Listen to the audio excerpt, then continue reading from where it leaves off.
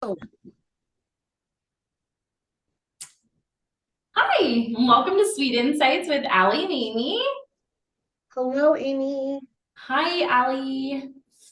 So, again, as we continue with our season three on hormone health, perimenopause, and menopause, today, did you know that what you eat today can either fuel your hormone health or throw it completely off of balance?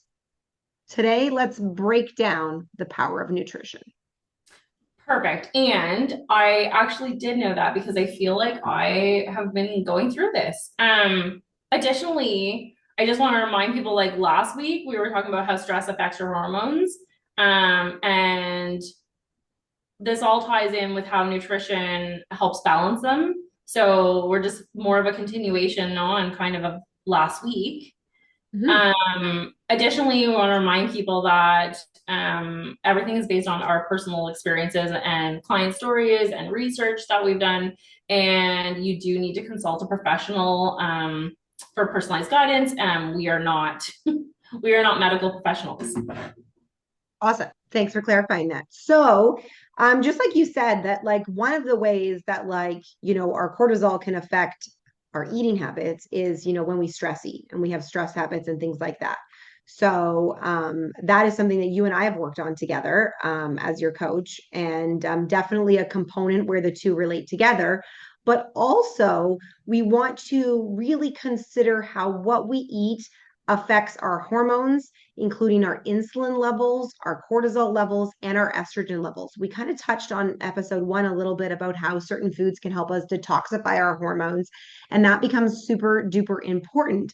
But we really also want to look at our blood sugar spikes and crashes. So, one of the things that I always explain to my clients, and if you're listening to this on the podcast, you might want to hop over to our YouTube channel for the visual. Um, which currently we're having a technical glitch. So all of our YouTube recordings are on Allison Will's coaching. So you can catch us there in the podcast and you can subscribe there. But basically what happens is when we eat, our insulin level will go up and come back down. And so sometimes what foods we pair together will change that. So for example, let's say we were to eat an apple, we would get an insulin spike or an increase that would go kind of like if you put your hands in a triangle. And so if you put your hands in a triangle, you're going to have an insulin spike and you're going to have an insulin crash. And it's going to be closer together because we're having that sugar rush and then we're having the sugar crash. And one can imagine that if it was a chocolate bar instead of an apple, it might be even more dramatic. Now, with that, if we were to change it up and we were to pair that apple with a protein, so say we were to add a nut butter to it, what's going to happen is that we're going to round that triangle off and we're going to see a more gradual increase and a more gradual decrease. And with that, you'll also notice the difference at the bottom of my hands is more far apart, which also is your satiety, which means you're going to stay satisfied longer. Whereas when we're in the triangle, peak, and valley, we're more likely to reach for that next thing because we're looking for that energy boost. And we know when we eat foods, we get that energy surge. And then what we want to do is how we pair those foods or those food choices in either having that gradual increase and decrease or that more erratic one. Does that make sense, Amy? It does. And it's actually funny that that's the first thing that you mentioned because I am eating very clean or trying very, very hard to eat very clean right now because of my hormones and try like going through this journey. And so I have to come clean. I had a piece of candy yesterday and I felt that spike because I'm eating very clean. And it was actually like in between my lunch and my supper. So I didn't really have anything going on. I didn't have any proteins. I didn't have anything with it. I had a piece of candy. I felt the spike and I felt the crash. And it was only one piece of candy, but I felt it. And I was like, okay, this makes a big difference because when I'm eating my meals in general, and I usually have proteins or some non-free veg going with it, if there was something sweeter like my apple, which I have at the end of it, I don't feel that same spike and crash. But I actually felt it with one piece of candy. So the fact that you said that, I'm sure other people could probably relate if you just happen to have a chocolate bar or something in the middle of the day for no reason, you'd probably feel it. I'm curious, Amy. So when you experienced that yesterday, and it's really great to reflect on specific events, but I'm curious if you noticed after the crash that you almost wanted to go and get more. I didn't because I felt gross after the crash. So Okay. because for me Because now, you're aware of it. That awareness also that's prevents right. you from coming back. If I'm not aware, like if I'm not doing what I'm doing, yes, when I have one piece of candy, then I want more because I like that feeling of like kind of good, but also the spike didn't feel the greatest. Only because I'm so aware of it. But usually, yes, I have one piece of candy and I need a handful. And that's what I would do if I was driving and I needed a pick me up because I drive a lot for my job. So I'm tired and I don't want to be tired and I need a sugar rush. I basically have to like be very aware and either limit myself to like one just to get me through, or I do the opposite and eat the whole bag and then have to throw extras out the window or something. So I stop eating them. Definitely have done that. And I think that's really important because the negative self-talk that we have sometimes as women really jumps into play. And if I remember back before we had done our coaching sessions together and before you kind of knew some of these things, there were, if you will, like the old version of you would have just kept eating, whereas the new version of you knows why those behaviors are happening, and you're not blaming yourself. You're like, oh, this makes sense Yep. because this is what's happening internally in my body. And sometimes that knowledge can help us prevent the behavior from happening because we're like, oh, I know why this is happening. I'm consciously aware. Whereas in our unconscious, we're just like, oh, I'm tired. I need a pick me up. Whether we're reaching for a coffee or a chocolate or a candy, whatever that is, it gives us that jolt of energy. And there's logic and understanding behind it. Yep. Absolutely. So the other thing that I kind of wanted to touch base on is, when we're balancing these foods and our blood sugar levels, we really want to look at processed foods because processed foods are really going to throw out our insulin levels. They're going to run the risk as developing insulin resistance if we don't have it already. And for those who don't really know anything about inflammatory foods and how they affect your hormones, just to kind of simplify it a little bit, we're going to touch on today some foods to avoid, and some foods to make sure you add in. But I'm going to upload to my website a blog post today that goes into a little bit more detail about like kind of the hormone background and stuff like that for people. So if you're interested in reading a little bit more about that, just hop over to the website, wellnesswithwisdom.com, and you can click on the blog and that will be released today. And you can check that out. But Amy, we've worked so much together on changing up your food and doing those things. Why don't you start by sharing with us, some of the foods that we want to avoid and some of the foods that we want to add into our diet when we're at this stage of life? Absolutely. So, obviously, as you just mentioned, you got to reduce your processed foods, cut back on refined carbs, sugary drinks, packaged snacks. There's so many ways to combat that. And again, like having packaged snacks, you could prepackage your own healthy snacks, which is definitely something that I've been doing and taking them with me on my car ride. So, grabbing some blueberries, grabbing some cashews or something if I need to, depending on what's going on, versus grabbing the pepperoni stick at the gas station, which I definitely do. I'm so guilty of that. But I'm like, there is protein in it. So I try and like, again, no negative self-talk. But yeah, those processed But foods. again, but when you look at those pepperoni sticks and things like that, we want to look at ingredients. And Yeah, that's where, like, if anybody wants my how to read food labels guide, I definitely have a guide like that. I'd be happy to send to any of our listeners. But what we want to do is we want to look at, if I'm buying a meat stick, which meat sticks are not horrible, read the ingredients because some are going to be better than others. Some have more additives that you don't know how to say, and some are going to be more natural. yeah. We actually, this week, I'm so excited about. My husband made beef jerky in our air fryer, this air fryer that's behind us. He made beef jerky in that. And so it was a little bit thick for what we liked. And our friend has a meat slicer. So the next time roasts go on sale, we're going to buy a roast and make our own beef jerky. How fun. And it's going to be a I great love it. supper for the kids' lunches. I love it. And again, like to add to all the other conversation we had, when I have that one pepperoni stick, I want more. Like it's one of those things that processed foods, I'm more aware, I think, with candy and things like that. But when I have processed foods, I just want to eat all of the processed foods. So totally understand. Another thing, increase the anti-inflammatory foods. So add more omega-3 fatty acids, definitely like salmon and walnuts, some leafy greens, berries. I basically live off salmon and berries right now, and apples and proteins. Like they're so good, and salad. Like that's what I'm doing, and I am noticing a difference. Like the moment I started doing that, I noticed the inflammation coming out of my body. So it definitely is noticeable. You have to stick with it. Balanced blood sugar, pair carbs and protein, healthy fats. I think we kind of talked a little bit about that too, to prevent your blood sugar spikes and crashes. So like the apples and the peanut butter. Support gut health. Eat fermented foods like yogurt, kimchi, sauerkraut, or have a good probiotic supplement that helps with that. If And I can jump in, yeah, if you absolutely. are sensitive to dairy, let me tell you, I found a new supplier for a sheep yogurt. It Huh. is so good. And I add some local honey to it. It's an all natural. I add some local honey to it, maybe some berries and some seeds. So if you can't do dairy, check out some sheep yogurt. I think the nutritional protein content and stuff is much better than the coconut yogurt that people are doing. I was just So going to ask you that. check out some sheep yogurt. The protein level is really high. Okay, yeah, and that's actually what I was going to ask you as soon as you mentioned the sheep yogurt, because I've definitely seen a lot of the coconut yogurt around. I think there's even cashew yogurt that is also a thing. And then hydrate. We need to drink water, and I'm so guilty of not drinking enough water. I know I don't even have a coffee or water today, but it helps flush out the toxins and supports metabolic processes, including hormone regulation. I can attest to it. I still don't drink enough of water, but I'm trying. I just get like a huge jug full of it, and I try and get through a couple of those a day.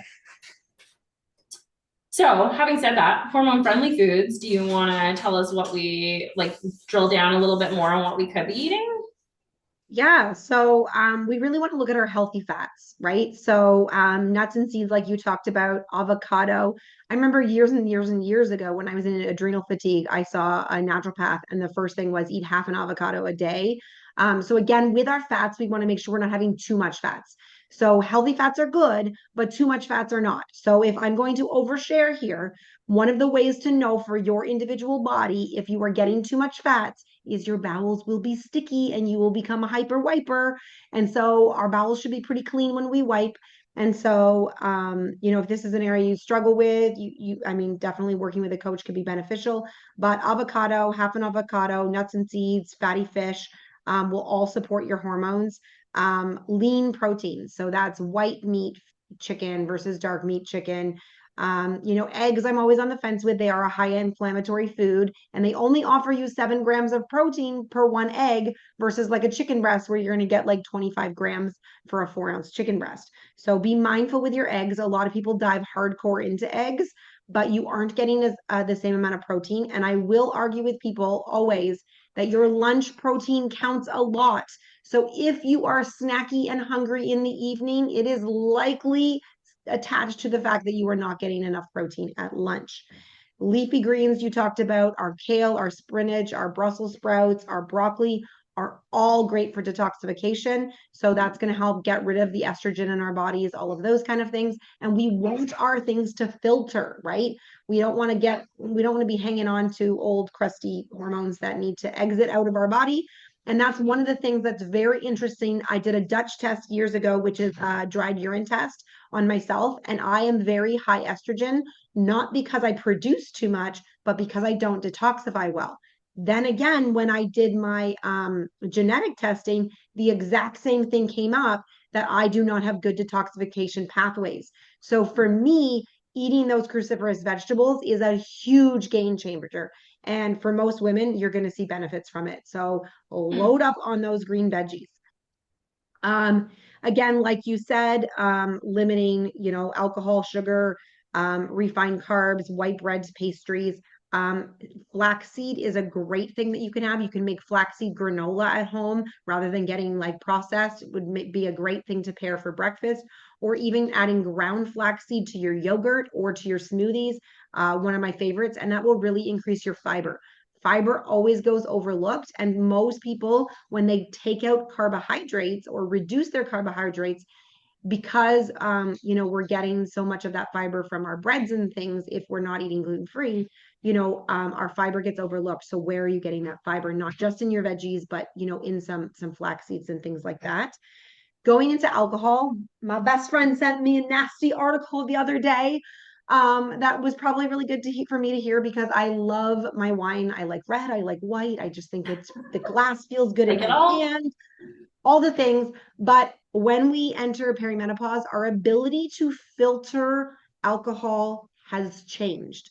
So it will result in more weight gain than in the past. It will result in the alcohol affecting us differently. And our ability to detoxify that alcohol is not the same.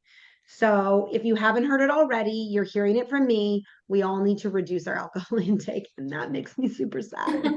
So, as much as we glorify mom juice and drinking wine or having those things, at this stage of life, it is starting to become a problem. And there are a lot of new studies that are linking it to cancer at this stage of life. So, um, yeah, join the train with me of trying to reduce, even though we love it. Anyway, so what about timing of meals? Amy, you and I have talked about this thoroughly, intermittent fasting, hormone balancing, things like that. Let's talk about the timing of meals. So you really should avoid long gaps between your meals to prevent your blood sugar from crashing. Benefits of starting your day with a protein-rich breakfast, depending on what you're doing. So I obviously am fasting, so I'm not having a breakfast. Not that you can't have breakfast at other times of the day, but I'm fasting from like 8 p.m. until noon. So I'm not having a protein-rich breakfast, but I'm making sure that my other two meals are protein-rich. But definitely, I'm sure you can tell us a little bit more about having like the benefits of having that protein rich breakfast. Yeah, and so for everyone, it's different, right? Like intermittent fasting doesn't one size fits all, so it's going to work for some people and not for others. The big problem I see with breakfast is typically our North American breakfast is high in carbohydrates and not high in protein.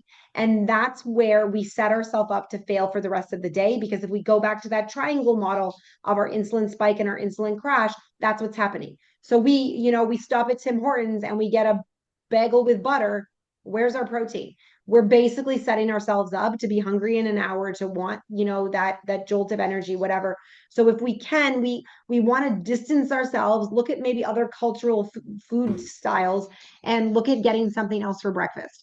Whether it's we make something, maybe we're going to have an oatmeal, but maybe we're going to add a scoop of protein powder to it. Maybe we're going to add some chia seeds to it. Maybe we're going to add some nuts on top. Like, what can we do to our breakfast to really increase that protein is going to make a big difference.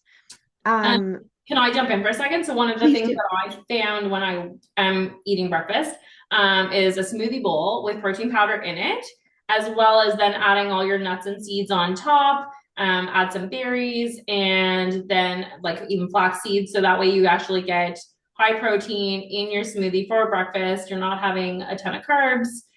So it is a good way. And I don't know, a smoothie is just a nice way to start the day. And I love the idea of a smoothie bowl versus a shake because you're sitting down and eating it. So you're eating it slower, you're turning on digestion, you're doing all of those things as opposed to just drinking a smoothie. For some people where the environment is cold and we're not loving the coldness of a smoothie in the morning, depends on how your hot flashes are sitting, that kind of thing. Some people will actually even add protein shakes to their coffee for I do protein that. powder. So Well, that can be yeah. delicious too. Again, that's a drink versus a bowl, so not as Yeah. great. That's where I kind of throw in the oatmeal because if you want something warm, I'm struggling with the oatmeal. I made an Instagram post the other day because I find that I don't know if it's the stevia aftertaste or whatever. I don't know if people have suggestions for me, but when I add the protein to my oatmeal, I'm kind of like, meh. There's like a so at the start of the bowl, I was like, I can eat this, but I'm not loving it. By the end of the bowl, I kind of liked it more, but I'm not. I'm on the fence on that. But it maybe Yeah, it's the type of protein powder. I'm not sure. it could be. I know lots of people that do that. I'm not a protein person in my oatmeal, but maybe I haven't really dove into that. And again, I'm not really doing that right now anyway, but like when I am doing protein powder in the mornings, I do add it to my coffee. I actually add it to an instant coffee and my protein powder together, put a little hot water in, I blend, like froth them up together, and then add Nice. in the rest of my hot water. And it does make a really nice protein coffee drink. And then you don't need other sweeteners. You don't need any cream in it because it actually gives it the whitening and does everything for you. And I went with like a salted caramel flavored protein powder at the time because it, Of course you of course did. I did. Because and it worked really well together and I loved it. Now your coffee is thicker. It is something you kind of have to like either drink quickly or like keep going back to like give it another stir. And some Mm. proteins will separate, unfortunately. So that's all preference, but it is really good. Some Awesome. practical tips too that we need to talk about. Examples of balanced meals. So if you have your grilled salmon with some quinoa and a side salad, very balanced. For me, the way I'm balancing is a protein, non-free vegetable, which is like for me, carrots, some celery, some broccoli, cauliflower. I'm not eating them all in one meal, I promise. And then some like salad with it or something like, and get my greens in, have some cucumbers, some peppers or something in it. And that's how I'm balancing. And then I usually have, instead of a snack, I'm having my dessert and it's an apple or some berries. But other snack ideas are almond butter on an apple, hummus with carrots, which sounds amazing right now. But those I are some probably ideas. would say that, like, if I look at like the hundreds of clients that I've coached, the majority of them are under eating and, not eating enough protein, not eating enough veg, some of them not eating any fruit at all. And like these are all things that contribute to how we feel. Like if we want to feel energized and we want to feel good in our body, we've got to fuel our body, right? Yeah. If our car isn't working, we're going to go put gas in it or we're going to put oil in it. But what are we doing for our bodies? We have to really think about what we put in our mouth is fueling our bodies. And so if we're feeling tired, we're feeling unenergized, we really need to look at what we're eating and how much we're eating. Are we eating enough? Well, and here's some examples. So, with how I'm measuring everything I eat right now, I feel like so much energy. I'm probably still under eating a little bit because I'm not always having some like fruit, or maybe not enough of my like broccoli and things. But I still feel very energized. I feel more awake through the day. I'm not falling asleep on the couch every night. I'm feeling more refreshed in the morning. And it's the same thing we tell our kids. You have to fuel your bodies to be able to go and do what you need to do. So we're telling them to eat healthy so they can do the sports activities and things that they want so they can get through school. We have to do that for ourselves as well. 100%, 100%. So, really, some key takeaways on this episode. I have no idea what time we're at. I really need to edit my system so it gives me a time clock. But basically, we really want to swap out our processed snacks. We really want to, go back to some homemade, wholesome foods, whole foods, making sure we're getting enough veggies in, making sure we're getting enough protein in, um, adding in those hormone type foods like we talked about, avocados and flax seeds. Um, do you want to add some key takeaways too? We talked about the protein-rich breakfast, that will help stabilize your blood sugar. Drink more water. We talked about that. It helps with detoxification. It helps hydrate your skin. There's so many things that it's good for. And then just notice how your body feels after, not just meals, after eating anything you eat. Notice those spikes. Notice when there's no spikes. And then you can journal. Something I have to do to be accountable for myself is journal when I'm eating.